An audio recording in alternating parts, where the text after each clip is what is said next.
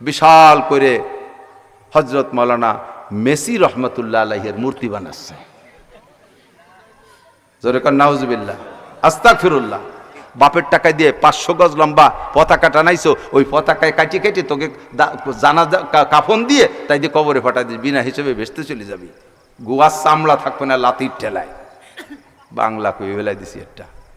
এখন রিটায়ার্ড করে দিছি সব কাজের থেকে, কিচ্ছু করা লাগতেছে না, দুধও খাওয়ানো লাগে না, বাচ্চাদেরকে ফিডার কিনে নইছে। বাচ্চা ডেলিভারি দিতে যে কষ্ট তাও বাদ পড়ে গেছে। বাচ্চা আসার সাথে সাথেই ব্যান চালানি হোক, কিচেন কামলা দিয়ে আলা হোক না কেন, পয়সা গুছাতি তালে থাকে, সিংকাইটি বারোই নিয়ে আসবে, বোর যাতে কষ্ট নয়। সব দিক দিয়ে রিটায়ার্ড করে দিছি। তো এই অতিরিক্ত সময়টা তো কাজে লাগাতে হবে, তাই লাগায় যত আকাজের মধ্যে। কতক্ষণ এদিক তো নাই এ ঝামেলা। এরপরে যা করবি করবি, এই ফেসবুক দেখতে দেখছি, টিকটক খেলতে খেলতেই এরপরে চলে লাইনটা করে ফেলাইছে।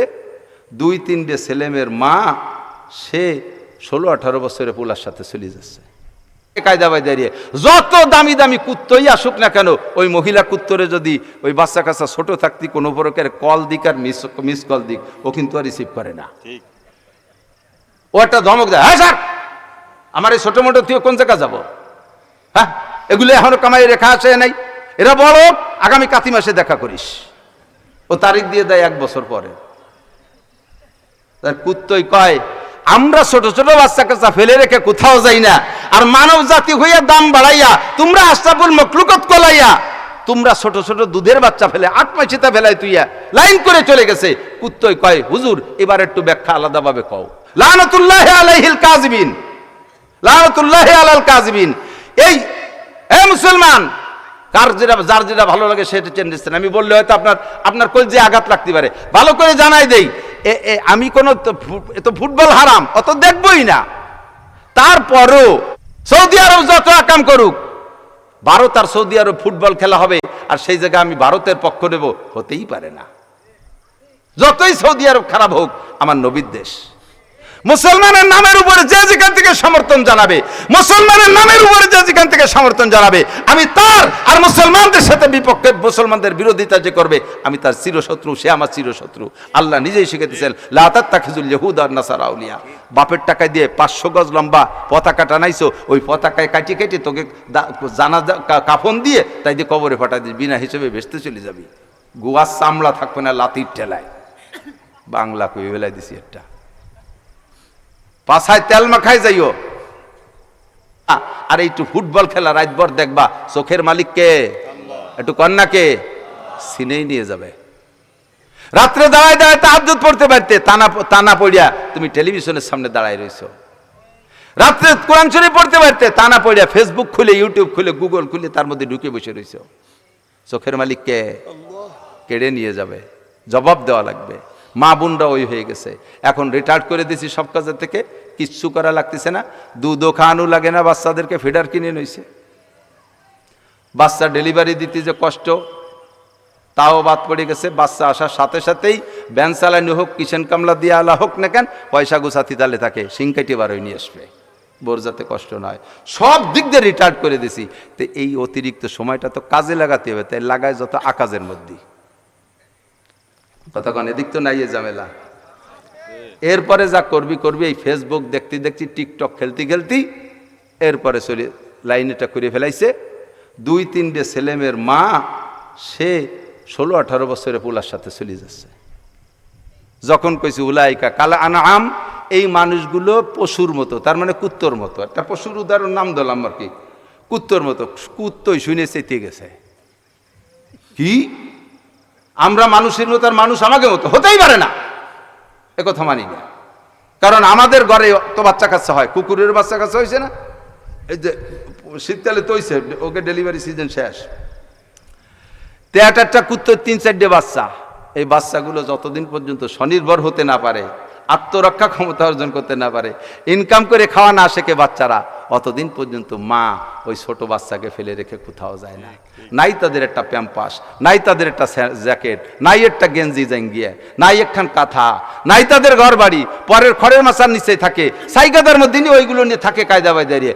যত দামি দামি কুত্তই আসুক না কেন, ওই মহিলা কুত্তরে যদি ওই বাচ্চা কাচ্চা ছোট থাকতে কোনো প্রকারের কল দিক আর মিস কল দিক, ও কিন্তু আর রিসিভ করে না। ও একটা ধমক দেয়, হ্যাঁ স্যার আমার এই ছোট মোটো তুই কোন জায়গা যাবো, হ্যাঁ এগুলো এখনো কামাই রেখা আছে নাই, এরা বলো আগামী কাতি মাসে দেখা করিস। ও তারিখ দিয়ে দেয় 1 বছর পরে। তার কুত্তই কয় আমরা ছোট ছোট বাচ্চা কাচ্চা ফেলে রেখে কোথাও যাই না, আর মানব জাতি হইয়া দাম বাড়াইয়া তোমরা আশরাফুল মখলুকাত কলাইয়া তোমরা ছোট ছোট দুধের বাচ্চা ফেলে 8 মাসিতা ফেলাই তুইয়া লাইন করে চলে গেছে। কুত্তই কয় হুজুর এবার একটু ব্যাখ্যা আলাদাভাবে কও। আমিও কলাম যে আল্লাহ এবার কি কওয়া যায়? আল্লাহ কয়ে দেওয়া আছে কোরআন শরীফে, বালহুম আদাল্লু, এ মানুষগুলো কুকুরের মতো নয়, কুকুরের চাইতো নিকৃষ্ট। আরে কুকুরে যা না পারে, শিয়ালে যা না পারে, শুয়ারে যা না পারে, গরুতে যায় না পারে, মানুষ হয়ে তাই করলি, তুই কোন স্বভাব নিয়ে কোন আখলাক নিয়ে নিজের এই দুধের বাচ্চাগুলোকে ফেলে থুয়ে প্রেমের টানে চলে গেলি? এগুলো মানুষের চাইতে কুকুরের চাইতে নিচে, কথা বলুন ঠিক কি ঠিক না?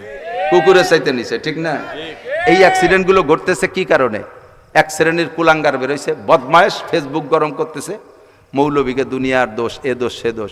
আরে এআই দিয়ে ছবি করে কি কি বানানো যায় ও সব আমরা বুঝি। এই যে এর ভিতরে মাঝে মাঝে তো সংবাদ দেখতে যে ডোনাল্ড ট্রাম্প, দেখি যে ডোনাল্ড ট্রাম্প এক করে এই বাংলাদেশে মহিষেরটা হয়েছে ডোনাল্ড ট্রাম্প। আসলে কি হুবহু অতখানিক না, মহিষটার গায়ের রং কটা কটা, মাথার চুলগুলো একটু বড়, এই দিয়ে মিলেই নইছে ডোনাল্ড ট্রাম্প। এরপরে তার এআই দিয়ে ছবি দিয়ে এমন বানাইছে মনে হয়েছিল সত্যি ডোনাল্ড ট্রাম্প। ওলামাই কিরামের নামে আজে বাজে ফালতু ফালতু কথা যা উচ্চারণ করা যায় না, খুদার গজব পড়বে, খুদার গজব পড়বে, ভালো করে জেনে নিও। তোমাকে আমি বলতে পারলাম না, নাম জানি না তাই বললাম না, তবে আমি তোমার আলামত বলে দিলাম। ইমামে আবু হানিফা রহমতুল্লাহ আলাইহি, ইমাম আবু ইউসুফ, ইমাম মোহাম্মদ, ইমাম জুফার, এরকম বড় বড় 16-18 জন 20 জন ইমাম। উস্তাদ হলো ইমামে আবু হানিফা, উন্ডা হলেন ছাত্র মানে কি তারাও ইমাম। পাহাড়ের পাদদেশে ছায়া জায়গা গোল হয়ে বসে আসরের পরে মসলা মাসাইলের আলোচনা করতেছে। এইরকম একটা ফুটবল খেলা মাঠের পাশে, 22 জন পেলে আর মাঠে ফুটবল খেলতেছে। ওই জায়গা থেকে ফুটবলে একটা শট মারছে, ফুটবলটা আইসে এই হুজুরদের খোটের মধ্যে পড়ছে, ওটা গোল হয়ে বসে মাঝখানে খোলা, বলটা পড়ে একবার এই হুজুরির সাথে একবার ও হুজুরির সাথে এইভাবে ঠেলা ধাক্কা খাইয়া মাঝখানে যে দাঁড়াইছে। ওরা 22 জন আইসে বল নীতি, এক একজন করে কাছে আইসিয়ে, আমি পারবো না, ওই হুজুরকে দেখিয়ে ওর মধ্যে যাইয়ে বল নেবে, চাইতেও সাহস পাচ্ছে না, ভিতরে ঢুকতেও সাহস পাচ্ছে না, চলে গেছে। 21 জন চলে গেছে। লাস্টে একজন বলতেছে, কাপুরুষ ফুটবল খেলতে আইছো, এইভাবে তার বাংলায় যা বলার দরকার, মহিলাকে মতো এরকম বোরকা মুড়ি দিয়ে বসে থাকলি ওই বল কি মৌলবীরা তোমাকে আগেই দিবে না? দাঁড়া বল আমি নিয়ে আসি। ওই হুজুরদের খোটের মধ্যে লাইফ দিয়ে যাইয়ে বলটা নিয়ে এসে খেলা শুরু করে দিয়েছে। ইমামে আবু হানিফা বললেন, যেই ছেলেটা এই বল নিয়ে গেল, তোমরা একটু খবর নিয়ে দেখো, এই ছেলেটার জন্মের মধ্যে দোষ আছে, জন্মের মধ্যে দোষ আছে। ওই ডাইরেক্ট হারামজাদা নইলে ইনডাইরেক্ট হারামজাদা। ডাইরেক্ট হারামজাদা হলো ওরে জন্ম দিছে ওর মার স্বামী না, ওরে জন্ম দিছে অন্য কোনো জায়গা, ওর বাপ ওর মা প্রেম করে সেখান থেকে ওরে জন্ম দিছে, এটা হলো ডাইরেক্ট হারামজাদা। হারামজাদা মানে জারির বাচ্চা, বাংলা না করলি হয় না। আর ইনডাইরেক্ট হারামজাদা মানে তার বাপেরই সন্তান, কিন্তু তার মায়ের সাথে তার বাপের যে টাইমটা মিলন হারাম ছিল, মাসিক অবস্থায় মিলন হারাম, ওই মাসিক অবস্থায় মিলন হলে অনেক সময় গর্ভধারণ করে, ওই ডাইরেক্ট হারামজাদা। নইলে এইভাবে নিষিদ্ধ টাইমে মিলনের পরে এই সন্তান জন্ম নেছে, নইলে এত বড় উলামায়ে কেরামের ক্ষেত্রার ভিতরে থেকে এইভাবে বেয়াদবিমূলক আচরণ করে বল নিতে পারে না। খুঁজে দেখো জন্মের মধ্যে দোষ আছে। কয়েকদিন পরে ইমামদের মধ্যে একজন এসে বলছে, হুজুর পাইছি, এই সত্যি ডাইরেক্ট হারামজাদা না ইনডাইরেক্ট হারামজাদা পাইছি। ওরে কিভাবে কয়, ওর বাপ আইছিল আমার কাছে মশালা শুনতে, যে হুজুর ঘটনা তো একটা ঘটিয়ে গেছে, কি ওর নফসের সাথে পারি নেই, এই তো হয়ে গেছে, আমার তো সন্দেহ আছে যে ওই মিলনেই সন্তান গর্ভধারণ করছে। এখন কি মানে, এখন তো শরীয়ত তো বাচ্চা পেটে এসে গেলে বাচ্চার তো দোষ না, দোষ করছে তার মা বাপ, কাজেই এর জন্য তবাতিল্লা ছাড়া আর কিছু সৎকা মাত্রা দেওয়া ছাড়া আর কিছু কি কি করা যেতে পারে? এর জন্য কোনো বিচার আচার পানিশমেন্টও শরীয়তে বরাদ্দ নেই। তো আমি পরে খবর নিলাম যে হুজুর ওই যে সেই ছেলেটা, ওই যে সেই ছেলেটা। কাজেই উলামায়ে কেরাম ধর্ম, আল্লাহ, রসুল, কুরআন, হাদিস তথা সহিহ ইসলাম, দাওয়াত ও তাবলীগের এবং ইসলামী যে কোনো সংগঠনই হোক না কেন উলামায়ে কেরাম তো পরিচালনা করে এই ইসলামী। তাই বলে হিজবুত তাওহীদ না, হিজবুত তাওহীদ পরিচালনা করে উলামায়ে কেরাম না।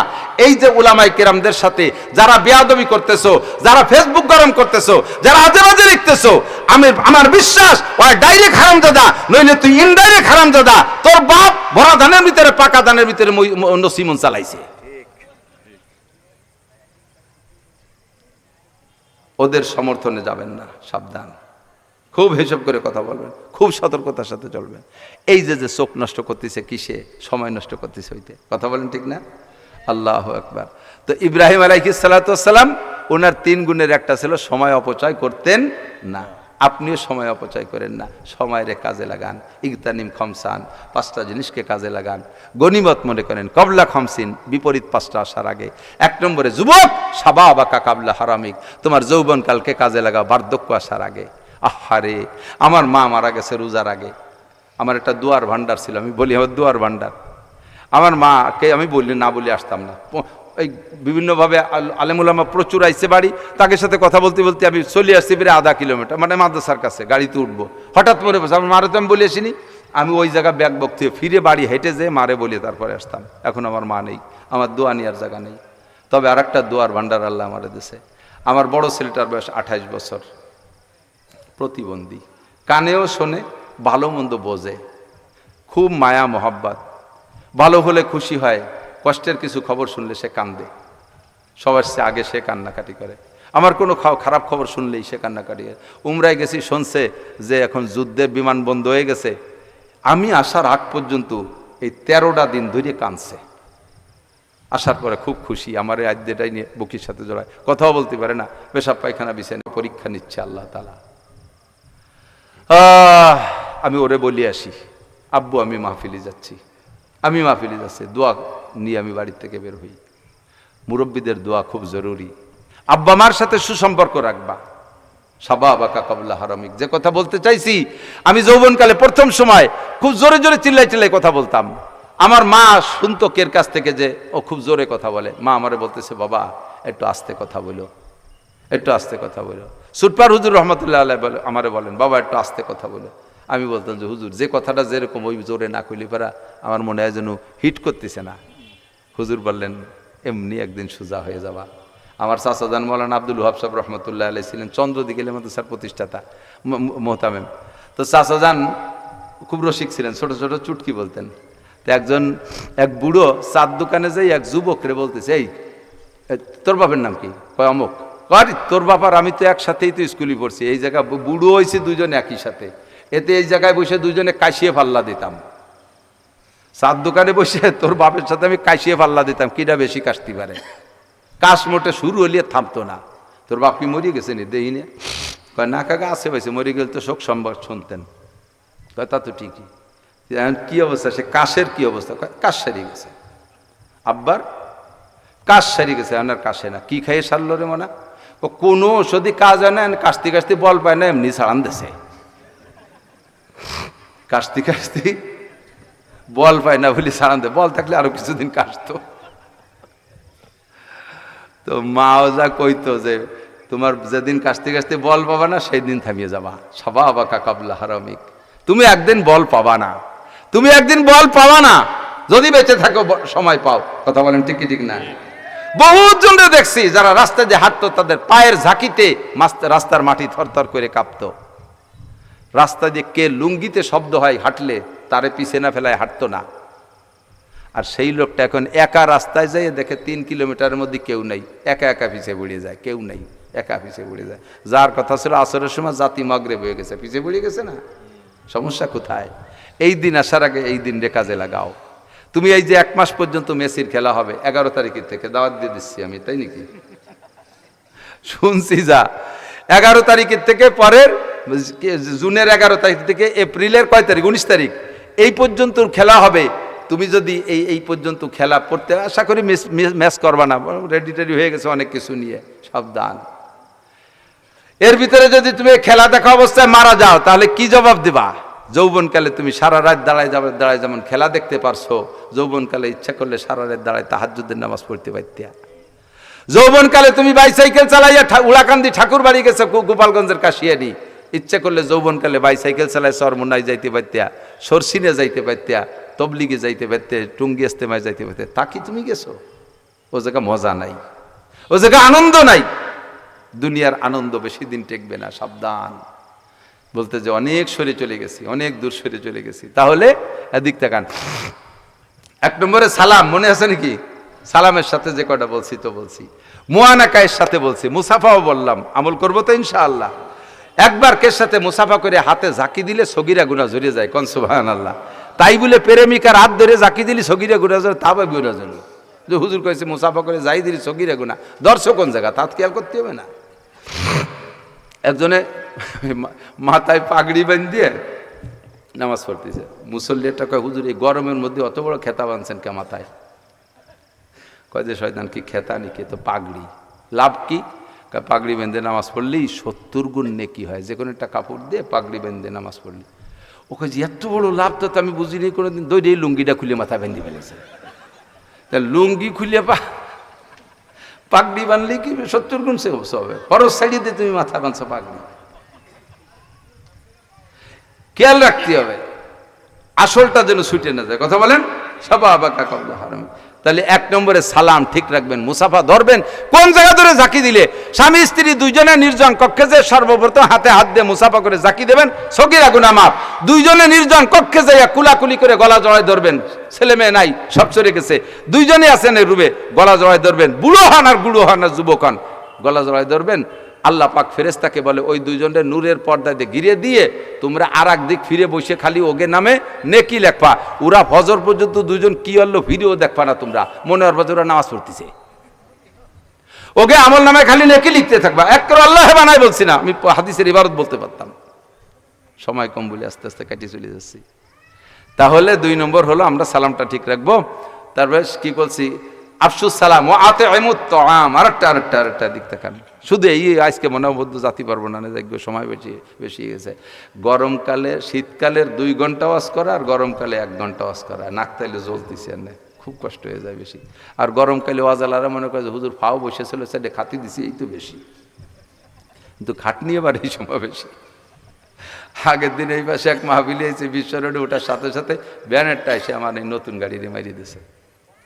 তার ভ্যান ভেঙে গেছে, গরিব মানুষ, অন্যায় তার চিকিৎসার সব দিয়ে তারে 8,000 টাকা দিছে, তুই সারিয়ে না, সালিশ বিচারের দরকার নাই। সবাই কইতেছে উদু শয়তানি হলো, অন্যায় করলো, ওরে আপনি টাকা দেন কে? বললো গরিব মানুষ, ও কি করবে, ওর ভেঙে চুরি গেছে, তো 2 দিন বসে থাকলে আমি তারে টাকা দিয়েছি। আর আমার গাড়ি সারতে লাগছে 40,000। হাদিয়া যা দিছে সব মিলে তাতে আমার ওর কোনার কাছেও যায় না। তো এই এসে গেল বলে গেলাম আর কি। তাই বলে আপনার কাছে এই কথা কয়ে মেলাটা কন্ট্যাক্ট করতেছি তাই না। এক শ্রেণী মানুষের নামে আমি একটা কথা বলে যাবো, একটা কথা আজকে বলেই নিছি, আইলু জেলো যা আসে তাই কব। তার মধ্যে একটা এটা, আমারে দাওয়াত দিতে দায়িত্ব দিয়েছে ইমাম সাহেবরে, যে হুজুর মাদ্রাসার বড় হুজুরে কমিটির লোক নাসির সাহেবরে দাওয়াত দেবেন। উনি আজ কাল পশু এই করতে আমার দ্বারেও যায়নি, আমার ফোনও করে নাই। মাহফিল উপলক্ষে যে মিটিং, সেই মিটিংয়ে বসে মাহফিল প্রস্তুতি নেবে। হুজুর নাসির সাহেবের কি খবর, তা তো করেন না, পোস্টার ছাপাতে যাব। এখন উনি আমারে ফোন দিছে, বাইরে বেরোয় যাইয়া ফোন দিছে, হুজুর আমারে তো দায়িত্ব দিয়েছিল 6 মাস আগে, আমি তো আজ যাই কাল যে করে যাই নেই, এখন তো আমার চাকরি থাকবে না যদি আপনারে না পাই, এমনি কি এরবো? আমি তো তুমি কি এরবা সেটা তুমি কইরে বেড়াওগে। যখন আমার পাই নেই ডায়েরিতে, আইসে কমিটির মধ্যে বলতেছে পাইছিলাম, গিয়েছিলাম, 1 লাখ টাকা চাই, সেই জন্য বাদ দিতে অন্য হুজুর দেহ। কয়েকটারে ধরছি আমি, ধরে বললাম যে তুই কলি কে? কয় যে ভাই জান আমার চাকরি থাকে না, তালি এনা করলে আমার চাকরি থাকে না, আপনার তো কিচ্ছু আসবে যাবে না, ওতে আপনার কি হবে? আমি তো এনা করলে আমার চাকরি থাকে না। তা 4 চাকরি বাঁচাইছে আমার নামে একটা অপবাদ দিয়ে। এই যে যারা গেছিলে এনি যায়, ওই যে আর একজন গোলজার মিয়া, গোলজার ভাই যায়, বলেন তো কয় টাকা চাইছি? কোনোদিনও চাই না। আজ কালকে একজন আপনাদের এই পাশের থেকে রূপসার থেকে একজন দাওয়াত দিতে গেছে, সে যাইয়া বহুত পিড়ি করতে, যদি একটু বলেন না আমি বললাম যে বেশি বাড়াবাড়ি হলি আমি বাড়িতে ভাত টিফিনকারিতে নিয়ে যাব, অস্করি হয়ে বসে খাইয়ে খালিয়াতে চলে আসবো। বলবো না তো বলবো না, নামের সাথে যুক্তিবাদী লাগাই দিয়েছে, তার সাথে মিশাইয়ে চুক্তিবাদী বলে আমারে গালি দেয়। আমি চুক্তি যদি করে থাকি, যাদের সাথে যদি করে থাকি, অনেক সময় হয় কি, একটা কথা একেবারে হাত ধুয়ে যাচ্ছি না, অজের পরে আমার আসতি খরচ হয়েছে যে পরিমাণ, এনভেলপের মধ্যে টাকা দিয়েছে তার চাইতে অর্ধেক, তখন তো একটু সেন্টিমেন্টে লাগেই। তখন এতটুক বলি, এটা কি বিবেচনা করলেন? আবার বেশি টাকা দিলে গরিব মাদ্রাসা দেখলে আমি সেখানে টাকা ফেরতও দিয়ে যাই, টাকা দিয়েও যাই কিছু, এটাও আছে। কিন্তু আমি যে অন্যায় করি নাই, সেই অন্যায় যদি কেউ আমার নামে অপপ্রচার দেন, আমি তার জন্য লানতের বদদুয়া করব। আগে দোয়া করবো আল্লাহ তারে হিদায়াত দিক, যদি সে না ফিরিয়ে সে হিদায়াত না পায় তাহলে সে তারে আমি ক্ষমা করব না। আর আমি যদি অন্যায় করে থাকি, এইটা আপনি বলবেন এটা আমি অনুমতি দিছি, এর নাম হলো গীবাত। আমি একটা অন্যায় করছি, আপনার সাথে একটা অন্যায় করছি, অন্যকের সাথে করছি, এইটা আমার আড়ালে মানুষের ভিতরে বলা বলি করবেন, এর নাম গীবাত। এটার জন্য আপনাদের সবাই অনুমতি দিছি, আমার গীবাত করার জন্য, আর কের গীবাত না। কথা আর একদিক নিয়ে যান না যেন। আমি কেন অনুমতি দিলাম? আমি যে গুনাহটা করছি আপনার সামনে, আপনি ধরা পড়ছেন, আপনার সামনে ধরা পড়ছি, আপনি যদি আমারে সংশোধন করার নিয়েতে আমারে না বইলা অন্য মানুষের কাছে বলেন আমারে খাটো করার জন্য সমাজের থেকে, তাহলে এর নাম হবে গীবত। এতে আমার লাভ হলো, আমার ওই গুনাহটা আপনার আমলনামায় চলে যাবে, আর ওই জায়গাতে কিছু নেকি এসে আমার ওই শূন্য স্থান পূর্ণ হয়ে যাবে। আমার খুব সহজ একটা ইনকাম। আমি ঘুমোই রয়েছি, 2-6 ঘন্টা ঘুমোচ্ছি, ওদিক দিয়ে আমার নামে গীবত চলতেছে, আর এই ঘুমের মধ্যে আমার আমলনামা নেকি দিয়ে ভরে যাচ্ছে। কি এটা সহজ ইনকাম। এই জন্য আমি গীবতের অনুমতিটা দিছি। করবেন তো ইনশাআল্লাহ গীবত আমার নামে গীবতটা করবেন তো ইনশাআল্লাহ? আমার নামে করবেন কে? করবেন যে আপনার শত্রু তার নামে, যে আপনার শত্রু তার নামে গীবত করিয়া এই উপকারটা শত্রুরে করে দিচ্ছেন রেগুলার। যারে ভালোবাসেন তার গীবত করেন না, যারে মোহাব্বত করেন এই উপকারটা তারে করতে কেউ রাজি না।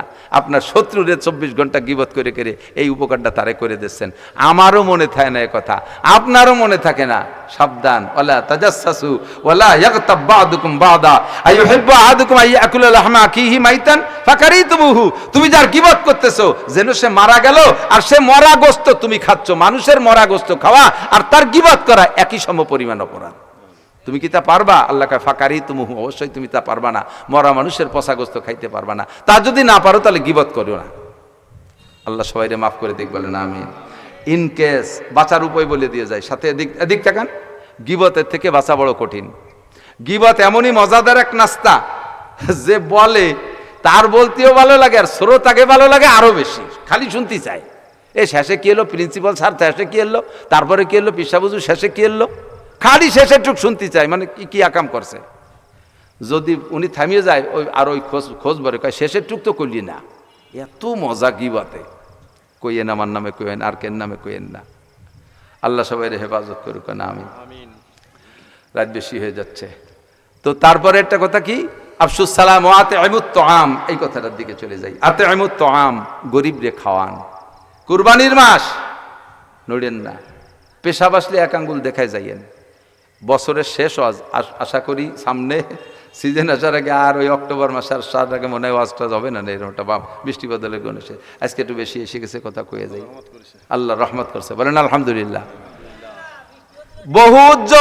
বহুতজন কুরবানি করছে, আবার বহুতজন করে না। এরকম আছে না? তৌফিক আলারা কুরবানি করে না, এরকম আছে না? নাই, বহু তৌফিক আলারা কুরবানি করে না। আমার কাছে ধরা পড়ে, আমি বললাম কাকা কুরবানি করবেন না? আরে বাবা, সে টাকা পয়সা সবই ছিল, যা খাবে যারা তারা বাড়ি আসবে না। এই কুরবানি খাবে যে শগুনরা, সে শগুনরা বলে বাড়ি আসবে না। ওনার শগুন একটা থাকে চট্টগ্রাম, একটা থাকে সিলেট, একটা দুটিয়ে থাকে ঢাকা। এই শগুনরা বলে বাড়ি আসবে না। তোমার শগুনের পাল, তারা 2 লাখ টাকাতে গরু কুরবানি দিচ্ছে। অবশ্যই আল্লাহ তাআলা তাদেরকে তৌফিক দিয়েছে, তারা ডেলি 2-5 কেজি গরুর গোশত কিনে খাইতে পারে।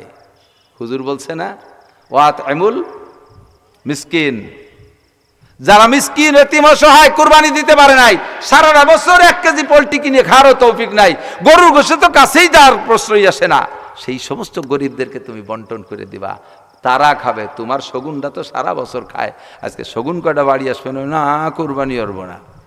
বুড়োরে টাকা দিয়েছে 3 লাখ, এমন কায়দা মতো ক্রিমিনাল বুড়ো 3 লাখ টাকার 2.5 লাখ টাকা ব্যাংকে থুইয়ে 50,000 টাকা নিয়ে গরুর হাটে যে কায়দা মতো প্যারালাইসিসের রুগী একটা কিনে ভ্যানেরি নিয়ে এসে বাড়ি আর টাকা থুয়ে দিছে।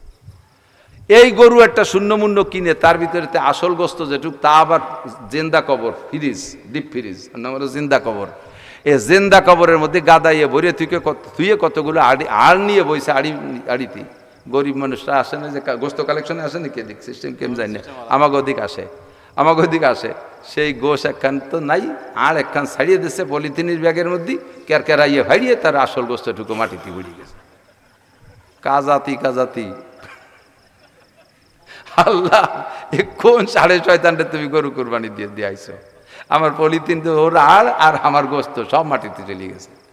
আল্লাহ কয় মন খারাপ করিস, 3 থেকে 4 বছর সময় আমি নেব, আমি তো আজই পারি, 3-4 বছর পরে দেখবি যে ওই বুড়ো বা তার ছেলেমেয়েরা নাতিভূতারা তোগের সাথে গোস্ত কালেকশন করে বেড়াচ্ছে, তোগের সাথে গোস্ত কালেকশন করে বেড়াবে, ওকে আর গরু কোরবানি দিতে দেব না। খুঁজে দেখেন আছে না নাই, পাওয়া যাবে কিনা 2-4টে কথা বলেন না। পারে, আল্লাহ পারে। সাবধান, আপনাকে তৌফিক দিয়েছে, কুরবানি করেন। আমি যেদিন থেকে তৌফিক পেয়েছি সেদিন থেকে কুরবানি শুরু করছি, একটাই দেই, কারণ কাঠটা কারণ কি অবস্থা তা তো আমি জানি না, এই জন্য আমি যা পারি ছোটো মোটো একটাই দেই। 24,000 টাকার ষাঁড় গরু কিনে শুরু করছি সম্ভবত 2007 সালে। তারপরে থেকে প্রত্যেক বছর বাড়ে, আর যেটুক বাড়ে সেটুক তৌফিকও আল্লাহ দিয়ে দিচ্ছে। এবছর দিচ্ছি 2,30,000 টাকা দিয়ে গরু কি 800 গ্রাম করে প্যাকেট করে মহল্লা এলাকায় যত গরিব আছে সব দিছে, আর এক গামলা দিয়ে আমার ছেলেরা বসায় দিছে যে যত মানুষ আসবে এতে মুঠ ধরে দিবি, দেখে শুনে দিবি না, খামসা ধরে দিয়ে দিবি। মাত্র 1 মণ আড় হইছে আর 6 মণ হইছে গোশ, আর ওইনি বড় গরু সব দিয়ে দিছে। তো আলহামদুলিল্লাহ এবার দিছে, এইটা আমার বিশ্বাস আল্লাহ তাআলা আমাকে আগামী বছর মানে 3 লাখ টাকার গরু কেনার তৌফিক দেবে ইনশাআল্লাহ। আপনি রেডি হন, আল্লাহর একটু ট্রাই করেন না। আল্লাহ যে এরকম আপনাদেরকে প্রতিশ্রুতি দেয়, একটাবার আল্লাহ একটু ট্রাই করেন। এবার কত সে এখন যদি আপনার এখন গাড়ি নষ্ট হয়ে যায় কর্জ করে তা সারবেন, এখন যদি সিজারের রোগী হয় অবশ্যই কর্জ করে তা করবেন। আপনি আখিরাতের জন্য কলিজার একটু সিজার করেন, আপনার হার্ট একটু সিজার করেন, এর জন্য আপনি টাকা কর্জ করে দেন কুরবানি। ওয়াজিব না, ফরজ না। আবার এ জামানায় কথা বলা বড় মুশকিল। এ কয়ে দিবার আর যে নাসির হুজুর কইছে কর্জ করে কুরবানি দেওয়া ওয়াজিব, বুঝাই দেয় একটা, বুঝে যায় আর একটা। আমি বলছি ফরজান ধরে নেন, কত কাজই তো কর্জ করে করেন এটা। বিকুল্লি শারতি মিনা সুফি হাসানা, প্রত্যেক এক একটা লোমে লোমে নেকি পাবেন কোথায়? বিকুল্লি কাতরাতি মিনাদ দামে হাসানা, প্রত্যেক এক এক ফুটায় রক্তে নেকি। আগামী কুরবান পাইতেও পারেন, নাও পাইতে পারেন, গেল তো ছুটিয়ে। এই জন্য পাইলে আমি কুরবানি করব। আল্লাহ তাআলা আমাকে আরো বড় কুরবানি করার তৌফিক দান করুক, জোরে বলেন আমিন। আপনারা করবেন তো ইনশাআল্লাহ। আপনাদের এই এলাকার মানুষ প্রচুর উমরা করে, বিশেষ করে এই যে ফকিরহাটের মাওলানা আমির আলী, আমিও সাথে ওই যে আমি যাই আর কি আমির আলীর সাথে। আমি তো আমিরুলের সাথে আমি যাই, খুব যাই। আমার ছেলেকেও পাঠাই দেই, ও নিয়ে সাথে সাথে ঘুরে নিয়ে আসে, খুব যত্ন করে। ওর সাথে দেখছি আপনাদের এলাকার মানুষ প্রচুর উমরা করে। যাবেন, 2 পয়সা গুছাতে পারলে যাবেন, ওই জায়গায় যাইয়ে 1 ওয়াক্ত নামাজ পড়বেন, 1,27,000 ওয়াক্ত নামাজের নেকি নিয়ে বাড়ি আসবেন। জীবনে কত নামাজ ছুটে গেছে, এই নামাজগুলো আল্লাহ তাআলা ইচ্ছা করলে ওই দিয়ে গ্যাপ পূরণ করে দিতে পারে। অতিরিক্ত যেটা দেবে তাই দিয়ে আপনার ছুটে যাওয়া নামাজের ঘাটতি পূরণ করে দিতে পারে। কাজেই একটু কষ্ট করে বেঁচে যান, ওই জায়গায় যাইয়া একটা রোজা থাকেন, একটা নফল রোজা যে কোনো একদিন থাকেন, 1 লক্ষ নফল রোজার নেকি পাবেন। আর জীবনে বহুত ফরজ রোজা কাজা হয়ে গেছে, আল্লাহ তাআলা ওই নফল রোজা দিয়ে ওই কাজার গ্যাপ বন্ধ করে দিতে পারে। আল্লাহর ব্যবস্থা এরকম আছে। কষ্ট পাইছেন আপনারা, ভাষাগত দিক দিয়ে কষ্ট পেয়েছেন আপনারা। তারপরে ওই 3টে কথা বলে শেষ করে দিই। তাহলে আতিমুত তাআম, গরিবরে খাওয়ান। আপনি বহু খাইছেন, গরিবরে খাওয়ান। গরিবরে খাইতে দিলে ভালো তা দেবেন, নষ্ট জিনিস দেবেন না, পচা ভাত পান্তা ভাত দেবেন না, টাকা দিলি ছিঁড়া টাকা দেবেন না, লুঙ্গি দিলি 200 টাকা দামের লুঙ্গি দেবেন না। যে দামের লুঙ্গি আপনি পরেন আপনি সেই দামের লুঙ্গি দান করবেন। আমি অনেক দিতে পারি না, আমার ছাত্রপাত্র উস্তাদদেরকে আমি যখনই কেউ আমি লুঙ্গি দেই, আমি যে দামের লুঙ্গি পরি, আমি পরার জন্য কিনে নিয়েছি 1300-1400 টাকা দামের লুঙ্গি, গাদা ধরে কিনে নিয়েছি, সেগুলি একটাও পরিনি, সব দিয়ে দিয়েছি। যাও, তারা একটা লুঙ্গি 3 বছর পরে, দামি লুঙ্গি 3 বছর পরে। আর তুমি যে 200 টাকার লুঙ্গি দিয়েছো, 2 বার ধোয়ার পরে মাড় কাটিয়ে যায়, ঠ্যাং ফাঁক করে দাঁড়ালি পাশে এক্সের মতো সব তা দেখা যায়। এই দিয়ে আবার উনি বেচতে কিনতে এসে ওই রকম পাতলা লুঙ্গিতে দোজখের আগুন ঠেয়াতে পারবে, তো ফেরাত করে ফুড়িয়ে শেষ হয়ে যাবে। এই জন্য ভালো জিনিস দেবেন, খাওয়াবেনও ভালো। গরিব মানুষকে বড় বড় জিয়াফত খাওয়ার অনুষ্ঠানে গরিবদের উপলক্ষে খাওয়া, আব্বা মারা গেছে একটা খাওয়ার অনুষ্ঠান করছে, মা মারা গেছে খাওয়ার অনুষ্ঠান, এই খাওয়ার অনুষ্ঠানে চেয়ারম্যান, মেম্বার, এমপি, মাতুব্বার, বড় হুজুর, মাইজি হুজুর, আমি হুজুর, বক্তা হুজুর, এ হুজুর, সে হুজুর, পিস সাপ, দোড়া সাপ, গুক্কু সাপ, কেউটো সাপ, মোটা মোটা সাপ গেদে আগে জম্মের খান খাওয়াইয়া এরপরে গরিবগুলারা বাসতলা দিয়ে ঘুরে বেড়াচ্ছে থাল নিয়ে, তাকে বসাই দিয়ে ডাল দিয়ে বড় হয়ে দেয়, ডাল দিয়ে মেরে দিতে সব পাশার চামড়া ছুলিয়ে ফেলাই দেবে। এক বড় লোক হুজুরে দাওয়াত দেবেন না, হুজুরি খাবারের অভাব নাই, আমারও দাওয়াত দেবেন না, আমি তো মরা বাড়ি খাইতেই যাই না, আমাকে জম্মের মতো খাওয়াইয়া বড় হুজুর বলে ঠাইছে ঠাইছে খাওয়াইয়া গরিবের পাতে গোস্ত যায় না। আতে তো আম খানা খাওয়াইলে যে যার চাহিদা আছে তারে খাওয়ান, বড় লোককে এই সমস্ত দাওয়াতে খাওয়াবেন না, ওখানে গরিবরা খাবে খালি। আল্লাহ ও আলিনুল কালাম। আর একটা কথা দিক তাকান, আমি তো একটু ওয়াজের জায়গায় বিদায় জায়গায় জায়গায় খুতবা মানেই হলো অজিলাত মিনহা কি বলা হয় ইহতামাররা তাজহু ওয়ান্তাফাকা তাওদাজ। হুজুর যখন খুতবা দিতেন, বয়ান করতেন, চেহারা লাল হয়ে যেত, গলার শিরাগুলো ফুলিয়ে যেত, কেমন যেন কোনো যুদ্ধের জন্য প্রস্তুতি নিয়েছেন, এভাবে খুতবা দিতেন, সেই জন্যই জোরে হয়ে গেছে। বাকি কথা সকলে বলবো মিষ্টি কথা, আলিনুল কালাম, মিঠে মিঠে কথা বলো, একেবারে সাথে মিষ্টি ভাষায় কথা বলো, কর্কশ ভাষায় কথা বলো না। আর ভাই এদিক তাকান, কথা বলার অঙ্গ দুইটা, কয়টা? ঠোঁট আর জিহ্বা। বলেন ঠোঁট আর, তাই তো নাকি বলেন? দাঁত না থাকলেও কথা বলে না? বুড়ো বুড়ো মানুষ দাঁত পড়ে গেছে, কথা বলে না? বলে। তাহলে মূল অঙ্গ জিহ্বা, আর তার সাথে সহকারী হলো ঠোঁট। এই দুইটাই কি আড় আছে? জিহ্বার ঠোঁটে আড় আছে? কেন হাড় দিলেন না? আসবরায়ে নরম গুপ্তান সুজ্জাবে উস্তখা গুপ্ত গুয়ে লামুলায়েম নিস্তেকারে আকেলা। আল্লাহ তাআলা জিহ্বার ঠোঁটকে হাড় দেন এজন্য, ওকে নরম বানাইলেন এজন্য যে তুমি ওই নরম অঙ্গ দিয়ে নরম নরম মিঠে মিঠে কথা কবা। কিন্তু তোমার সেই নরম যে এমন গরম, ওরে বাবা, যারা হাতুসিনানিলাহাল তিয়ামু ওয়ালায়াল তামুমা যারা হাল্লেসানু, দাউ দিয়ে কোপ দিলি কাইটে যায়, সেলাই দিয়ে মলম দিলি সাইরে যায়, জিব্বে দিয়ে কোপ দিলি কাইটে যায়, আরে কোনো সেলাইতে কোনো মলমে তাকে মেটে না। এই কাম করো না, আলিনুল কালাম, মিঠে মিঠে কথা বলো। দেখেন আপনারা যারা হজে গেছেন, উমরায় গেছেন, তারা সাক্ষী দেন, মক্কায় অনেক শোরগোল শোনা যায়, কিন্তু মদিনা নীরব, মদিনা নীরব। আল্লাহ বলছেন লা তারফা আসওয়াতাকুম ফাওকা সাওতিন নবী, নবী হায়াতুন নবী কবরে শুয়ে আছে, তার কবরের পাশে দাঁড়ায় তোমরা জোরে কথা বলো না। মদিনা টোটাল নীরব, একটা শান্তির জায়গা। আলহামদুলিল্লাহ, আপনি আলিনুল কালাম, নরম ভাষায় কথা বলেন। 3 নম্বর ওয়াসিলুল আরহাম, ভ্রাতৃত্ব বন্ধন ঠিক রাখেন। এদিকে একটা কথা, আমি নিজে যতটুকু বুঝছি, কিন্তু স্যার আব্দুল্লাহ জাহাঙ্গীর সাহেব কুষ্টিয়া বিশ্ববিদ্যালয়ের প্রফেসর ছিলেন, ইসলামিক কি ছিলেন, হুজুর মুহাদ্দিস।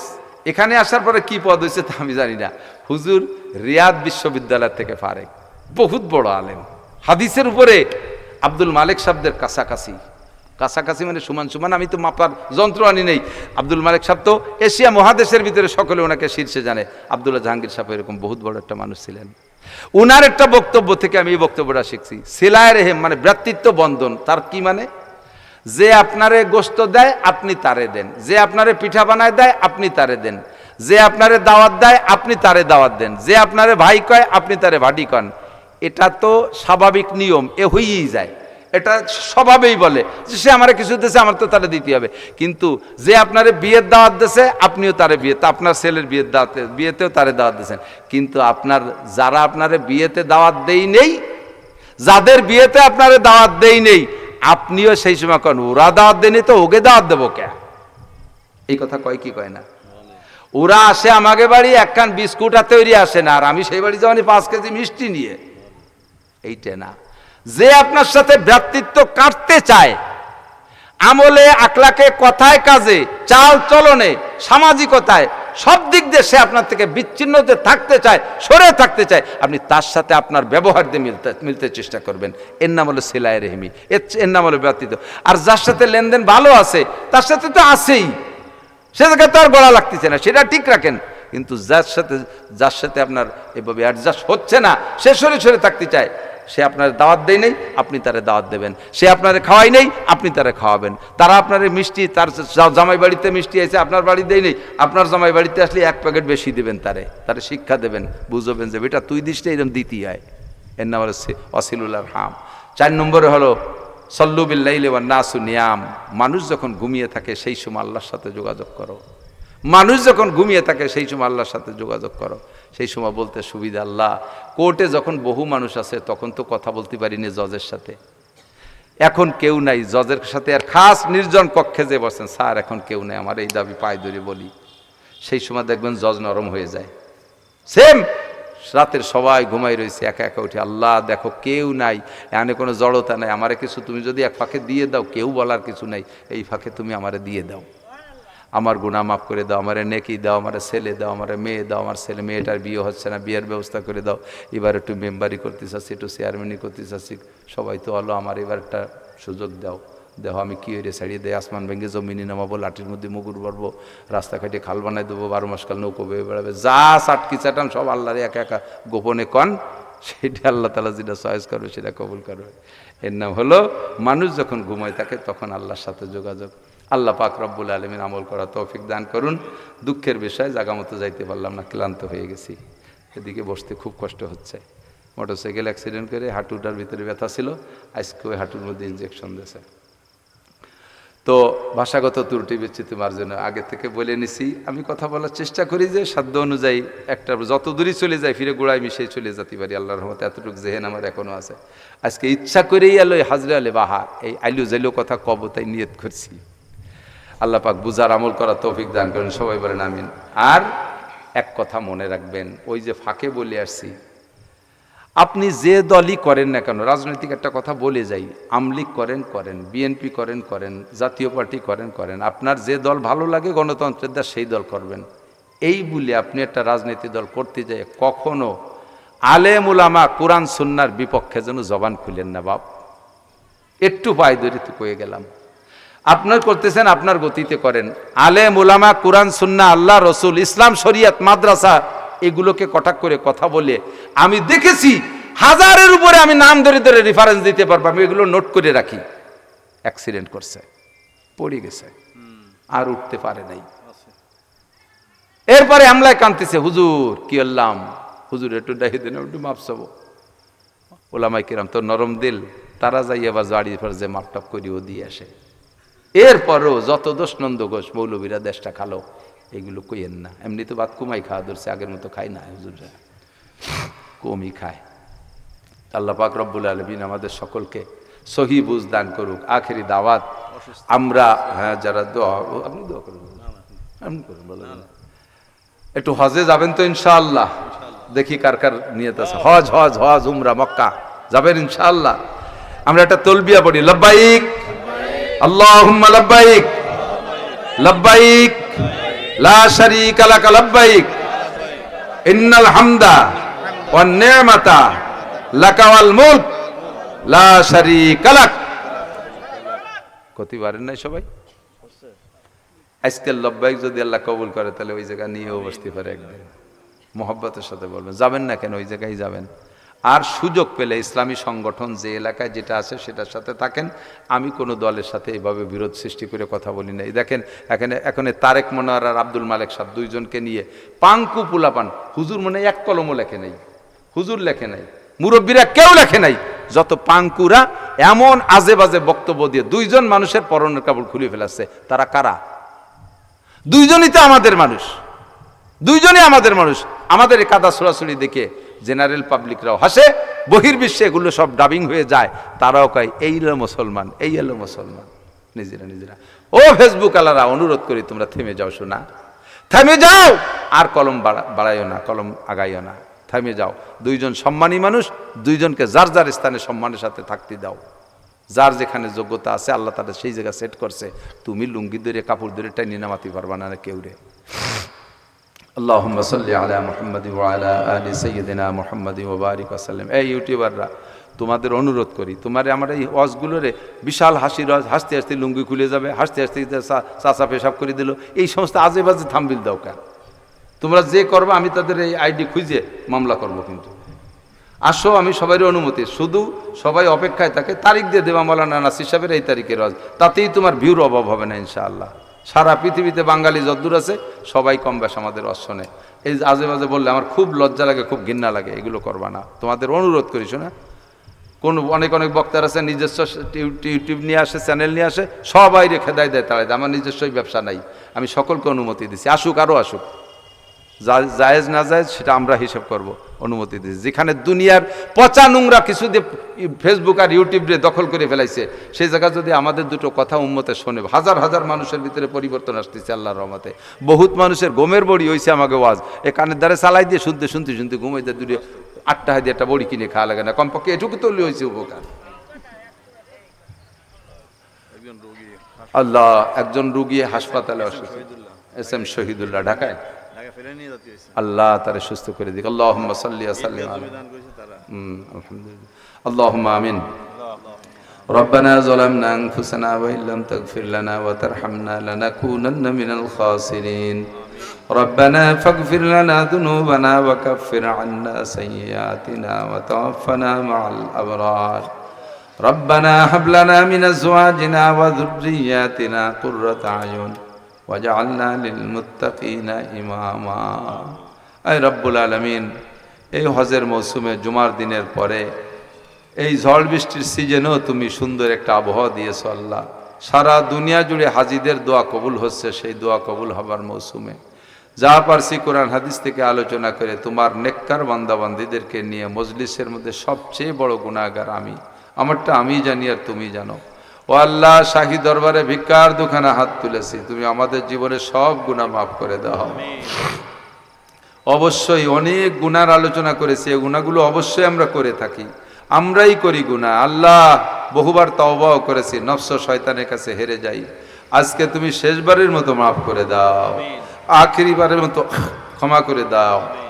আমাদের আব্বা মা, দাদা দাদি, নানা নানি, শ্বশুর শাশুড়ি, আত্মীয় স্বজন, পাড়া প্রতিবেশী, বন্ধু বান্ধব, উস্তাদ শাগরেদ, পীর মোর্শেদ, ছাত্র ছাত্রভাই, কর্মজীবনের বন্ধু সাথীরা, মহাব্বত ভালোবাসার হাজারো মানুষ কবরে চলে গেছে, সকলের পক্ষ থেকে ক্ষমা চাই, তুমি মাফ করে দাও।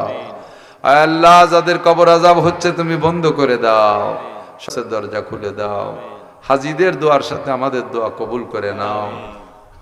আমরা যারা বেঁচে আছি আমাদের জান মাল ইজ্জত আবরু হেফাজত করো, ঈমান ও ইসলামের সাথে থাকার তৌফিক দান করো।